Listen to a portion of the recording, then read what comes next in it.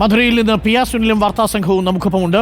P R Sunil, good evening. P R Sunil, നാളെ party Congress തുടങ്ങുകയാണ്. 24ാമത്തെ party Congress തുടങ്ങുന്ന ഒരു സവിശേഷ രാഷ്ട്രീയ സാഹചര്യത്തിൽ കൂടിയാണ്. നരേന്ദ്രമോദിയുടെ 3ാമത്തെ രാഷ്ട്രീയ ഊഴം, അതിനുശേഷം ഇന്ത്യ രാജ്യത്ത് CPM സ്വീകരിക്കേണ്ട രാഷ്ട്രീയ നിലപാടുകൾ, കേരളത്തിൽ മാത്രമായി ഭരണം നിൽക്കുമ്പോൾ 3ാമത്തെ ഭരണ തുടർച്ചയിലേക്ക് പോകാൻ കേരളത്തിന് ഇനി എന്തൊക്കെ പ്രധാനപ്പെട്ട കാര്യങ്ങൾ, മാറ്റങ്ങൾ ഇതൊക്കെയുണ്ട്. അതേസമയം പാർട്ടിക്ക് ഒരു ജനറൽ സെക്രട്ടറി വേണം. സംഘടനാ തലത്തിലും നയപരമായും പാർട്ടി എന്തൊക്കെ പ്രധാനപ്പെട്ട മാറ്റങ്ങൾക്കായിരിക്കും മധുര സാക്ഷിയാവുക? P S Sunil.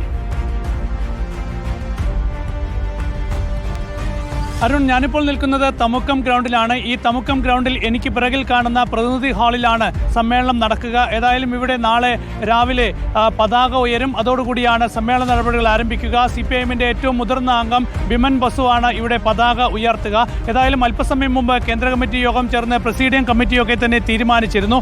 ഏതായാലും ഈ സമ്മേളനത്തിന്റെ ഏറ്റവും വലിയ പ്രത്യേകത എന്നത് തീർച്ചയായും നമുക്കറിയാം, കേരളത്തിൽ മാത്രമാണ് CPIM അധികാരത്തിലുള്ളത്. CPIMന് കരുത്തുണ്ടായിരുന്ന പശ്ചിമ ബംഗാളിൽ ത്രിപുരയിലുമൊക്കെ തന്നെ വലിയ തിരിച്ചടികൾ തുടരെ നേരിടുകയാണ്. പാർട്ടിയുടെ കരുത്തവിടെ കുറഞ്ഞു വരുന്ന സാഹചര്യമുണ്ട്. കഴിഞ്ഞ കണ്ണൂർ പാർട്ടി കോൺഗ്രസിൽ എടുത്ത പാർട്ടിയുടെ രാഷ്ട്രീയ ലൈനിലും ടാക്ടിക്കൽ ലൈനിലുമൊക്കെ തന്നെ എന്തൊക്കെ മാറ്റങ്ങൾ വരുത്തണം, ആ നിലയിൽ എന്തെങ്കിലും മാറ്റങ്ങൾ വരുത്തി പുതിയ സാഹചര്യത്തിൽ പാർട്ടിയെ മുന്നോട്ട് നയിക്കാൻ എന്തൊക്കെ പുതിയ തീരുമാനങ്ങൾ എടുക്കണം എന്നതൊക്കെയാണ് 24ാം പാർട്ടി കോൺഗ്രസ് പ്രധാനമായും ചർച്ച ചെയ്യുക. ഏതായാലും ദേശീയ രാഷ്ട്രീയ സാഹചര്യത്തിൽ വലിയ എന്തെങ്കിലും ഒരു മാറ്റം CPIM തീരുമാനിക്കാൻ പോകുന്നില്ല. അപ്പോഴും പാർട്ടി സംഘടനാപരമായി ദുർബലപ്പെടുന്ന ഗൗരവമായ വിഷയമുണ്ട്. കാരണം ദേശീയ തലത്തിൽ വലിയ രാഷ്ട്രീയ സാഹചര്യങ്ങൾ മുന്നിൽ നിന്ന് ആ രാഷ്ട്രീയ സാഹചര്യങ്ങളെ നേരിട്ട് മുന്നോട്ട് പോകാൻ തീരുമാനമെടുക്കുമ്പോഴും സംഘടനാപരമായി പാർട്ടി തകർന്നു പോകുന്ന ഒരു സ്ഥിതിയുണ്ട്. അപ്പോൾ അതെങ്ങനെ പരിഹരിക്കും എന്നതാണ് ഈ 24ാം പാർട്ടി കോൺഗ്രസിലെ ഏറ്റവും പ്രധാനപ്പെട്ട വിഷയം. അതുതന്നെയായിരിക്കും പ്രധാനപ്പെട്ട ചർച്ച.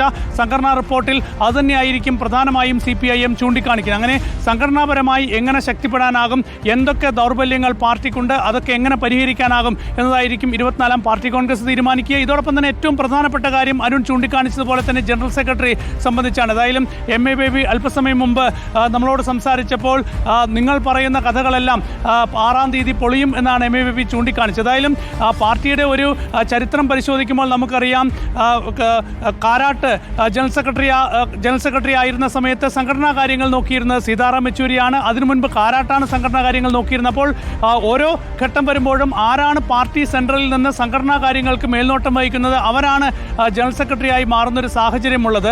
ഏതായാലും നിലവിൽ MA ബേബിയാണ് ആ ചുമതല വഹിക്കുന്നത്. അതുകൊണ്ടാണ് MA ബേബിയുടെ പേര് പ്രധാനമായും ഗൗരവമായും ഈ ഒരു സ്ഥാനത്തേക്ക് പരിഗണിക്കപ്പെടുന്നത്. ഏതായാലും അസാധാരണ സാഹചര്യത്തിൽ എന്ത് മാറ്റവും പാർട്ടിക്ക് തീരുമാനിക്കാവുന്നതാണ്. നേരത്തെ പ്രകാശ് കാരാട്ട് നമുക്ക് നൽകിയ അഭിമുഖത്തിൽ ചൂണ്ടിക്കാണിച്ചിരുന്നു, നിലവിൽ അസാധാരണ സാഹചര്യമില്ല.